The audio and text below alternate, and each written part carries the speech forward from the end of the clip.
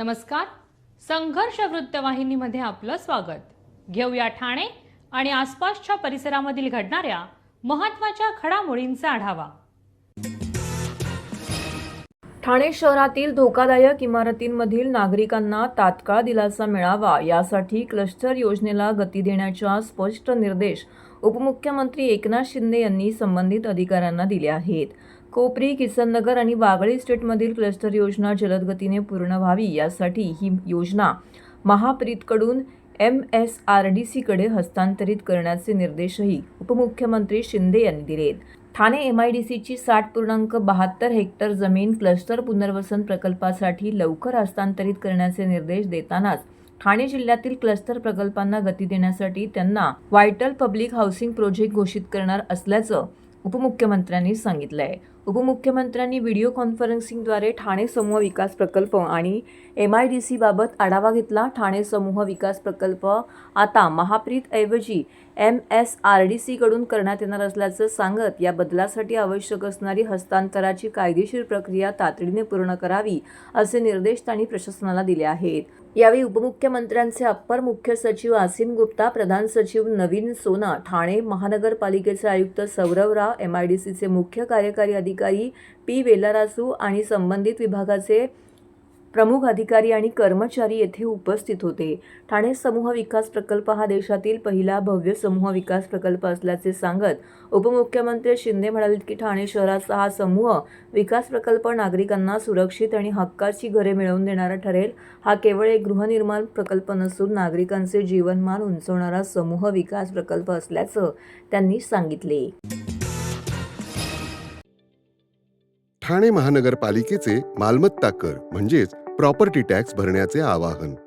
सन 2022-23 या आर्थिक वर्षाचे मालमत्ता कराचे म्हणजेच प्रॉपर्टी टॅक्सचे बिल ठाणेकर करदात्यांना महापालिकेमार्फत आर्थिक वर्षाच्या सुरुवातीस म्हणजेच माहे एप्रिल 2022 मध्ये देण्यात आलेले आहे.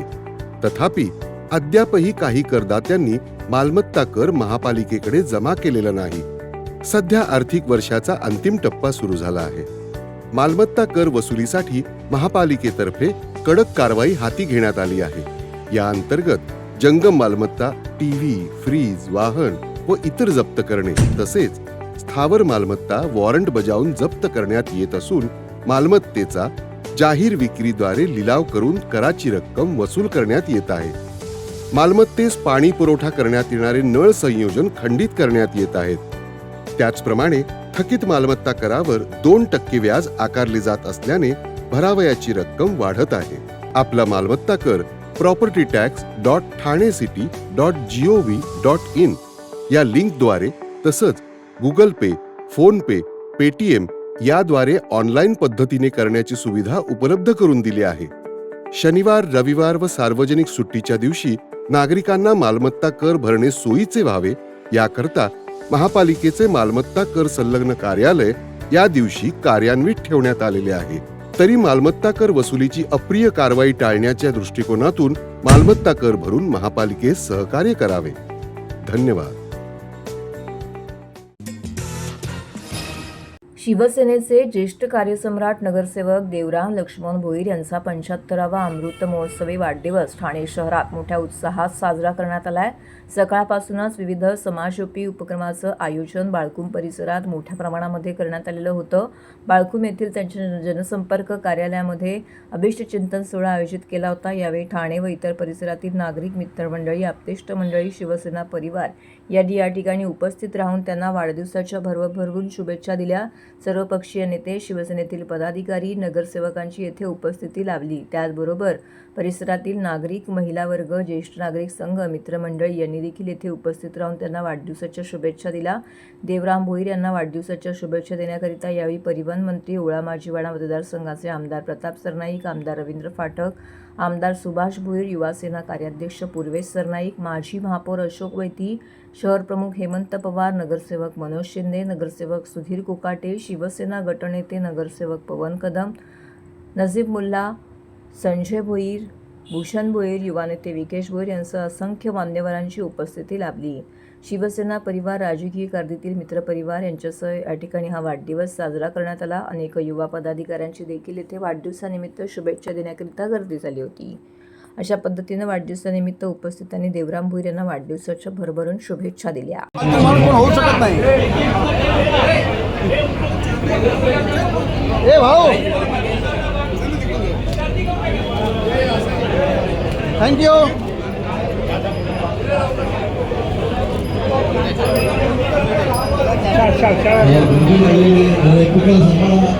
खूप गर्दी नाहीये बघा ना तुम्ही स्वतःलाच बाजूला दादा थँक्यू.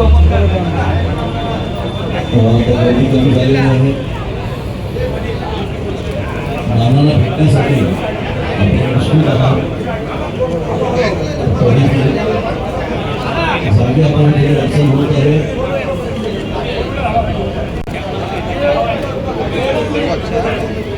थँक्यू. हो वहिनी या भाई प्रतोद साहेब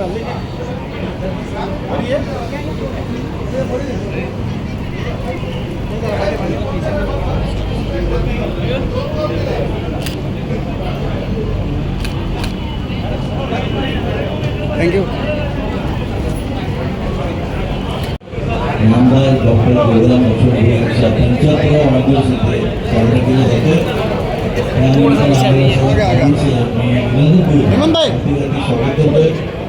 विनंती करतो की आपण नानाची भेट झाल्यानंतर मोठा पार केल्याशिवाय जायचं नाही. धन्यवाद.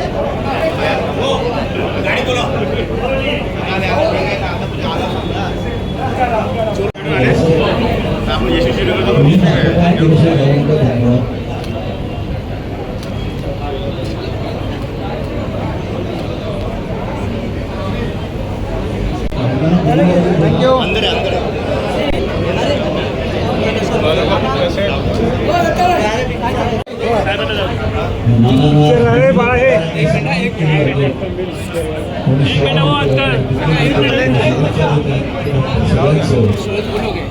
अरे भाई थोडं थांब ना जरा, 2 मिनिटं.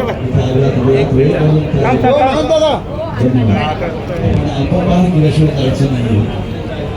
अरुण अरुण अरे एक मिनिट इकडे बघ ना. रमेश 5445 ही गाडी कोणाची आहे त्यांनी कृपया निवडून जाऊन ती बाजूला करायची आहे. पोलिसांना सहकार्य करायचं आहे.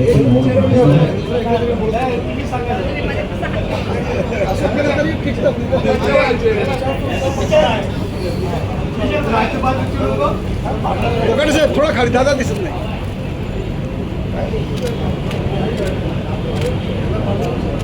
थँक्यू.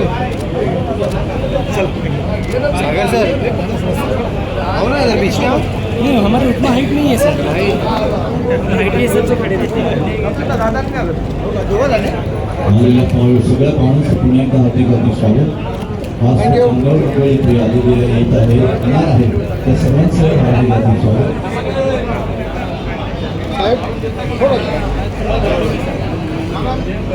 साहेब थोडं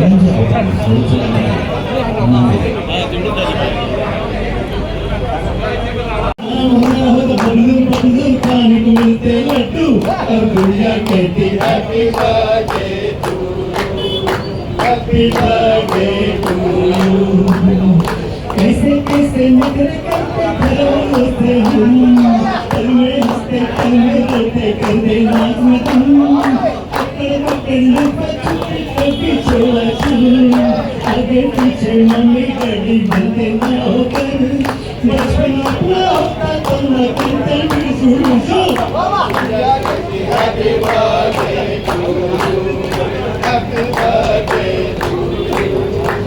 तो है ये हाल कि मुझसे भी तो बचपन नासे झगड़ा बाप से टक्कर भी सयन के मुंडे में धरती के गधे दुनिया भर के डंडे सिर पे खाए दनादन और ऐसे जैसे अनेक ऐसे happy birthday to you happy birthday to you happy birthday to you.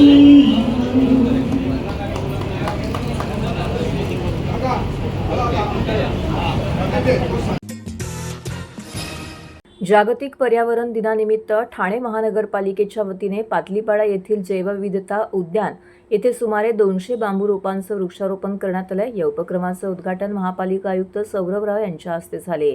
यावेळी उपायुक्त मधुकर बोडके, मुख्य पर्यावरण अधिकारी मनीषा प्रधान, वरिष्ठ उद्यान अधीक्षक केदार पाटील यांच्यासह महापालिकेचे कर्मचारी उपस्थित होते. यावेळी आयुक्त सौरभ राव यांनी बुधाज बेली बांबू या वैशिष्ट्यपूर्ण प्रजातीचे रोप लावून वृक्षारोपण मोहिमेची सुरुवात केली. आकर्षक खोड आणि पर्यावरणपूरक गुणधर्मामुळे ही बांबूची प्रजाती विशेष मानली जाते. जलद वाढ, कार्बन शोषण क्षमता आणि हिरवळीच्या क्षेत्रवृद्धीत योगदान यामुळे पर्यावरण संवर्धनासाठी तिचे महत्त्व अधोरेखित होते. ठाणे महानगरपालिकेने 2026-27 या वर्षासाठी 1 लाख वृक्ष लागवडीचे उद्दिष्ट निश्चित केलं असून शहरातील मोकळ्या जागा, उद्याने, रस्त्यालगतचे परिसर, शासकीय संस्था आणि नागरिकांच्या सहभागातून हे उद्दिष्ट पूर्ण करण्याचा निर्धार व्यक्त करण्यात आला आहे. या उपक्रमाअंतर्गत जैवविविधता उद्यानामध्ये एकूण 8 विविध प्रजातींची 200 बांबू रोपं लावण्यात आलेली आहेत. कार्यक्रमादरम्यान आयुक्तांनी महापालिकेद्वारे विकसित करण्यात आलेल्या सेंद्रिय शेती प्रकल्पालाही भेट दिली आहे. नागरिकांसाठी खुले असलेल्या प्रकल्पामध्ये पालेभाज्या, फळभाज्या, कंदवर्गीय पिके, विविध फळभाज्यांची झाडांची लागवड करण्यात आलेली आहे. येथे उत्पादित होणाऱ्या भाज्यांचे वृक्षप्रेमी अनाथाश्रमांना विनामूल्य वितरण करण्यात येणार आहे. तसेच नागरिकांना सेंद्रिय शेती, बीज संवर्धन, कंपोस्ट निर्मिती आणि नैसर्गिक शेती पद्धतीबाबत मार्गदर्शन दिलं जातंय. या कार्यक्रमाच्या यशस्वी आयोजनासाठी उद्यान अधीक्षक केदार पाटील यांनी विशेष पुढाकार घेतलाय. ठाणे महानगरपालिका पर्यावरण संवर्धन, जैवविविधता संरक्षण आणि नागरिकांमध्ये पर्यावरणविषयी जनजागृती निर्माण करण्यासाठी सातत्याने विविध उपक्रम राबवत असल्याचं यावेळी त्यांनी सांगितले. जागतिक पर्यावरण दिनाचं औचित्य साधून राष्ट्रवादी काँग्रेस शरदचंद्र पवार पक्षाचे राष्ट्रीय सरचिटणीस डॉक्टर जितेंद्र आव्हाड यांच्या उपस्थितीमध्ये तथा जिल्हाध्यक्ष मनोज प्रधान यांच्या नेतृत्वाखाली ठाणे महानगरपालिकेवरती अभिनव मोर्चा काढण्यात आला. या मोर्चामध्ये झाडे, ऑक्सिजन सिलेंडर घेऊन कार्यकर्ते सहभागी झाले होते. 5 जून हा जागतिक पर्यावरण दिन म्हणून जगभरात साजरा केला जातो. या दिवसाचं औचित्य साधून ठाणे शहरातील पर्यावरणाच्या असमतोलाच्या निषेधार्थ राष्ट्रवादी काँग्रेस शरदचंद्र पवार पक्षाच्या वतीने गणेशवाडी ते ठाणे महानगरपालिका मुख्यालय असा मोर्चा काढण्यात आला. मोर्चेकरांनी हातामध्ये टीएमसी असे फलक घेऊन वृक्षतोड करणाऱ्या ठाणे महानगरपालिकेचा निषेध केला आहे. या मोर्चामध्ये यमाची वेशभूषा धारण केलेला कार्यकर्ता सगळ्यांचेच लक्ष वेधून घेत होता. मोर्चेकरांनी हातामध्ये एकच ध्यास, पर्यावरणाचा विकास, पर्यावरणाचं रक्षण, आपले कर्तव्य, झाडे आहेत जगाची फुसफुसे, तोडाल तर श्वास घेतील कसे, पर्यावरणाचा समतोल राखूया, भावी पिढीला जीवन वाचूया असे फलक हातात घेतले होते. झाडं तोडून करणार विकास, ठामपा करते शहराला बकास, झाडांची कत्तल करून संपतोय ऑक्सिजन, ठाणे महानगरपालिका तयार करते पॉयझन, इमारती, मेट्रो, हायवेसाठी झाडांची कत्तल, पैशासाठी सत्ताधाऱ्यांनी लढवली शक्कल, पैशासाठी कापली जातात राजरोज झाडे, एक दिवस ओस पडतील सत्ताधारीही वाढे अशा घोषणा देखील त्यांनी दिल्या आहेत. दरम्यान यावेळी जितेंद्र आव्हाड यांनी सरकार झाडं लावण्याचं आवाहन करत असलं तरी आपण सांगतो की आहेत ती झाडं आधी वाचवा. देशाचा सत्यानाश केला आहे. अंदमान, निकोबार, ताडोबा येथील झाडं कापली जात आहेत. उद्योगपतींना हजारो एकर जमीन देऊन तेथील झाडांची कत्तल केली जाते. ठाण्यात वन खात्यांची 193 एकर जमिनीचा TDR ठाणे महानगरपालिका देत आहे. भ्रष्टाचारीची बजबुजीपुरी मानली जाते. ठाणेकरांना आपण आवाहन करतो की वेळीच जागे व्हा, अन्यथा आपल्याला मुलाबाळांना श्वास घेता येणार नाही असं त्यांनी म्हटलेलं आहे. या आंदोलनामध्ये राष्ट्रवादी काँग्रेस शरदचंद्र पवार पक्षाचे नगरसेवक सुधीर भगत, युवा कार्याध्यक्ष राजेश कदम, महिला कार्याध्यक्षा फुलबानो पटेल, मिलिंद मनकर, केतन जेधे, महेश भाग्यवंत यांसह असंख्य कार्यकर्ते, पदाधिकारी सहभागी झाले होते.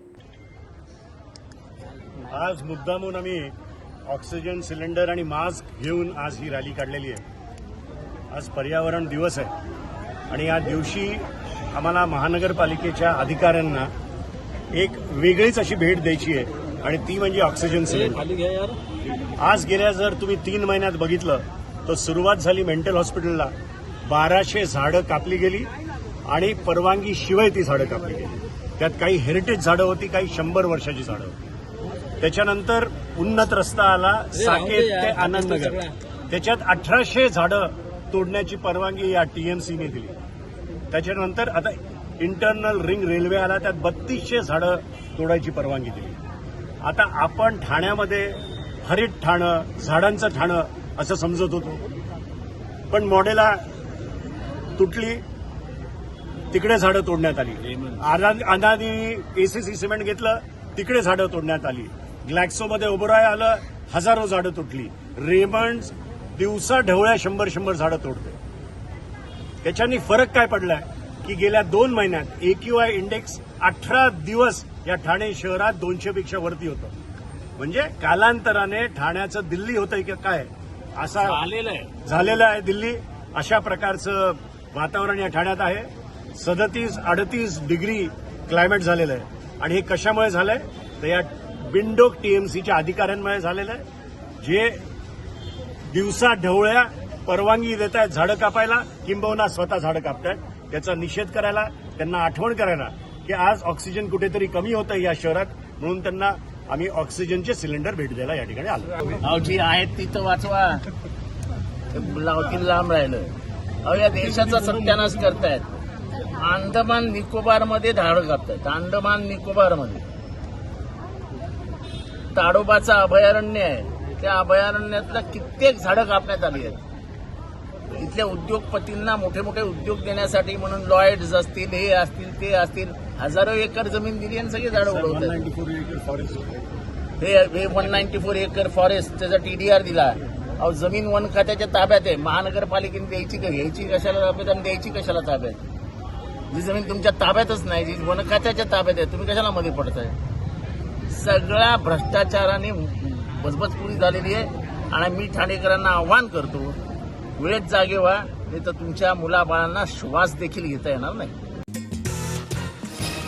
आनंद पार्क येथील प्रसिद्ध असलेल्या हजरत पीर करीम शाह बाबा आणि हजरत पीर रहीम शाह बाबा दर्गाचा उरूस दरवर्षीप्रमाणे याही वर्षी शिवसेना उपनेते माजी आमदार स्वर्गीय अनंत तरे यांच्या स्मृतीस वंदन करून शिवसेना ठाणे शहर समन्वयक माजी नगरसेवक संजय तरे, विशाल संजय तरे यांनी प्रथेप्रमाणे पहाटे बाबांच्या समाधीचं पूजन, चंदन लेपन, अत्तर शिंपडून, नवीन कपड्यांची फुलांची चादर चढवून हिंदू मुस्लिम बांधवांच्या उपस्थितीमध्ये उत्साहात संपन्न झाली. सायंकाळी बाबांची संदल आनंद पार्क येथील स्वर्गीय अनंत तरे यांच्या भाग्यलक्ष्मी बंगल्यातून मुस्लिम बांधव, हिंदू बांधव आणि तसेच तरे कुटुंबियांच्या उपस्थितीमध्ये हजरत पीर रहीम शाह बाबा आणि हजरत पीर करीम शाह बाबा यांच्या समाधीस्थळी आली. त्यानंतर बाबांची प्रार्थना झाल्यानंतर नगरसेवक संजय तरे, विशाल संजय तरे आणि कुटुंबियांच्या हस्ते विधिवत पूजा करण्यात आली. यावेळी सालाबादप्रमाणे उपस्थित हिंदू मुस्लिम बांधव भगिनींनी महाप्रसादाचा लाभ घेऊन संदल उत्साहात साजरा केला.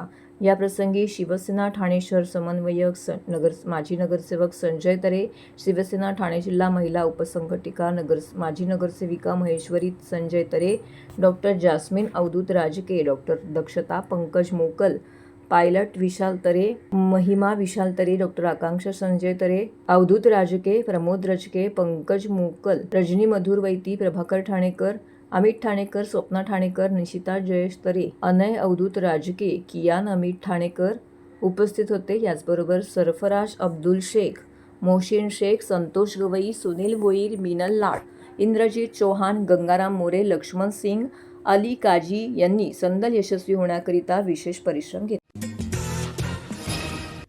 तर हे होतं संघर्ष वृत्तवाहिनीचं आजचं बातमीपत्र. उद्या पुन्हा भेटू याच वेळी याच ठिकाणी ताज्या घडामोडींसह. तोपर्यंत नमस्कार.